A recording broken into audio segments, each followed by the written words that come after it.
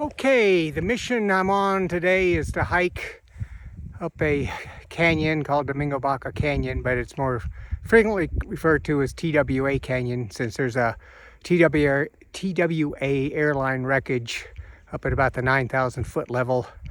It was a 2-engine prop job that crashed in a snowstorm back in February of 1955, killing 16 people. They removed a lot of it, but all the heavy stuff, the engines and landing gear and parts of the fuselage are still up there, so we'll pass that. But the ultimate objective, I'm hiking up this canyon right here, Domingo Baca Canyon. You can see the high terrain to the right, the high terrain to the left. It's just right up that canyon. And where I'm ultimately headed is to, if I can see it up here, I don't know if you can see it or not, there's a tram. There it is. See the wires there? Up there, I'm headed up to there ultimately, and we'll take the tram back down. That's altitude of that peak right there is 10,300 feet, or that edge of the crest right there, 10,300 feet. And I started at 6,500 feet, so that means I have about 3,800 feet of elevation gain. It'll probably be closer to 4,000 with the up and down though, and carry an 18-pound pack, and I'm on my way. Phil, I'll give you some video along the way.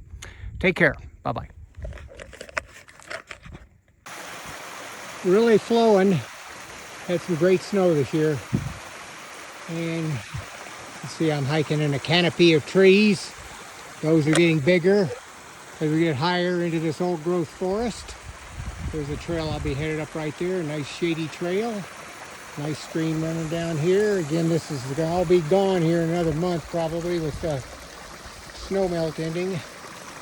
Okay. Peace out, everybody. Bye-bye. Getting higher.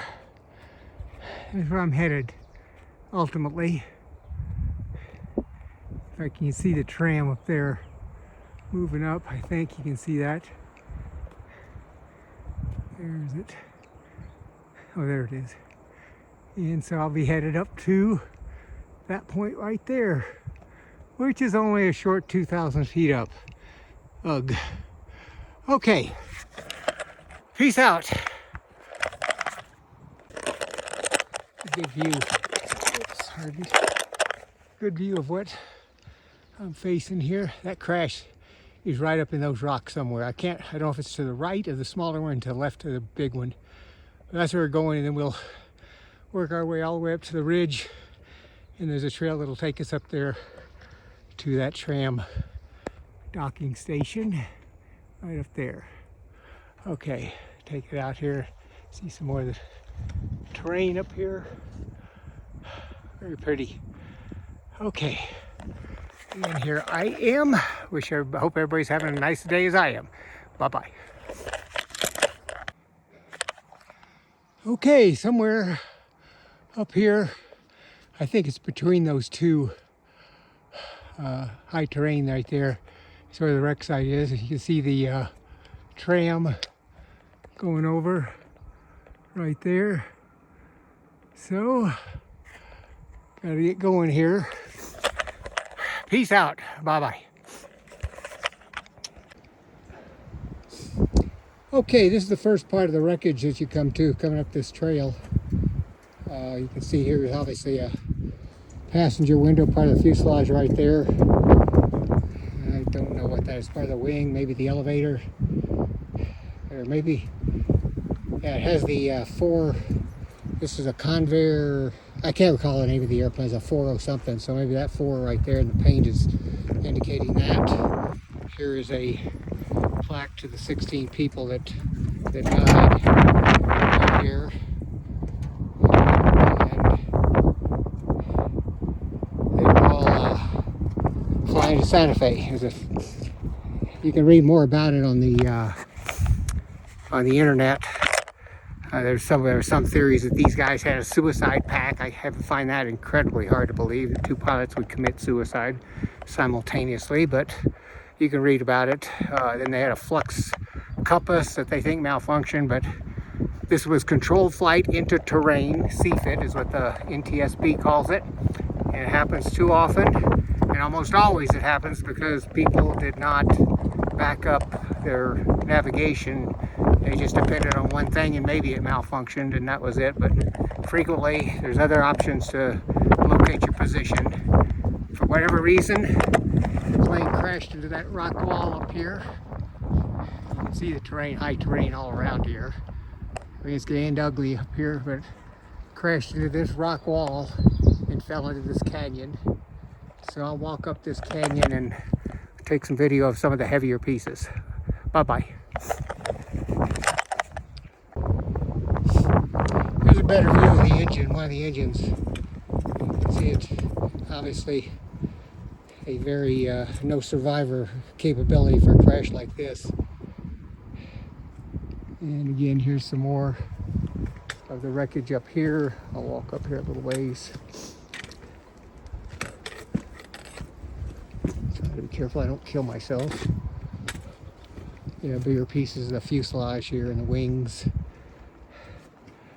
And you come up here. There's, I'm not exactly sure what that piece is there, but you can see, I don't know, is that the wing? Yeah, probably the wing, piece of the wing.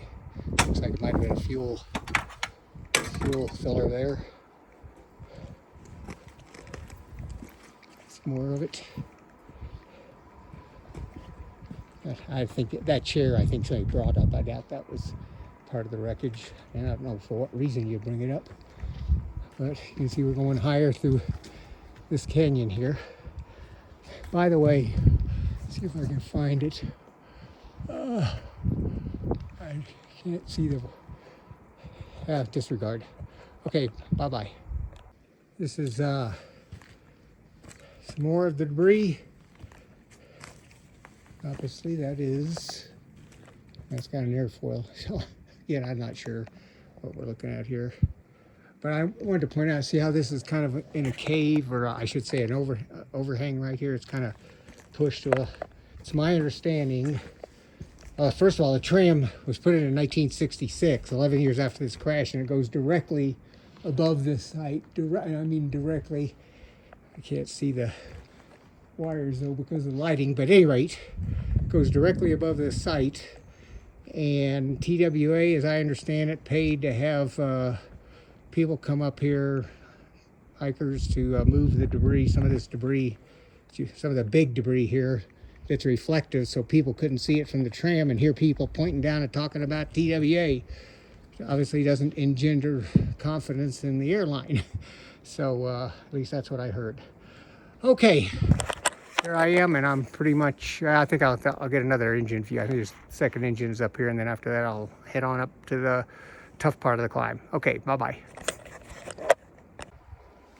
It's one of the landing gear further up the canyon.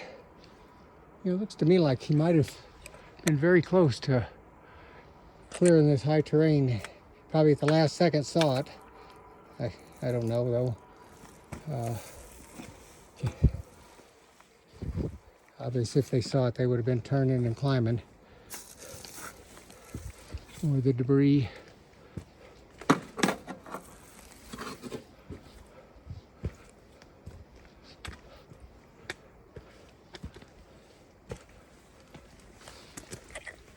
There's a piece of one of the props. See one of the props back here. Right here. And some more heavy debris up here. Hope everybody appreciates the tour here. I'm going to kill myself one-handing the hike up. Okay.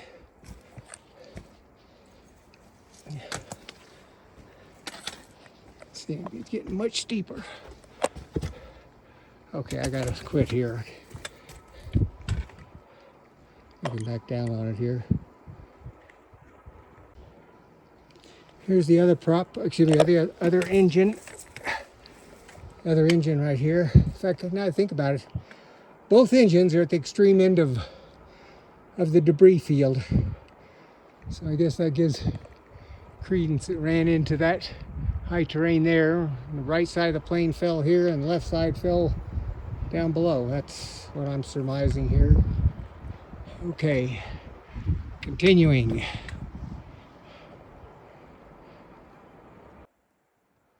Okay, I just came up with this very steep slope, probably 45 degrees at least, I would suspect, maybe even greater. 1,200 feet straight up that. Did that in 1 hour. And I am now at 10,000 feet, which means I only have 300 feet to go. If I go that way, it would take me up, actually another 600 feet would take me to Sandia Crest, but I'm not going there. I am going this direction to the Tram, about a mile away and another 300 feet up in elevation, but easy going from here on out. And here I am. And maybe the next video will have me sitting there with a beer in my hand. Take care. Bye-bye. Here's what I just hiked up. I'm on this more or less level trail headed south to the Tram. It'll go up another 300 feet, but relatively level. But this is what I just came up. That crash is way down at the bottom there of that ridge, of that valley. And I came up the bottom of this thing all the way up to a little bend in the back there where the trail bends. Back in the back, you see a hiker coming along here. And at any rate, so that's where I came from. There's Albuquerque down below. FYI, this mountain is limestone. If we had a pick, we could find seashells in this in these rocks right here. It was at the bottom of a shallow sea, I don't know how many millions of years ago, and through the magic of geology, it's now up here 10,300 above sea level. And don't ask me how to tell you how that worked. I need a geologist here, but it was at the bottom of a shallow sea many millions of years ago. Okay, here's Albuquerque again. Gotten cold and windy, so I got my knit hat on, but only probably a quarter mile I'll be up there at the Tram. Okay, bye-bye. Don't know if you'll be able to hear me with all the wind, but here's the Tram coming up. And I'll get on that and head back after it docks. Here's Albuquerque, south toward Curlin Air Force Base. You can see the river valley, the Rio Grande is the Green River Valley. That's where I hiked up, by the way. That crevice right there. Squeezing through all that jungle and high terrain. And my dogs are barking. I think I'll pass on the beer here and get one at home sitting in my hot tub. I'll show you over. Here's the restaurant right here. It's called 10,300 because it's 10,300 feet above sea level. Actually, it's called 10.3. Okay, let's watch the end of the docking here. And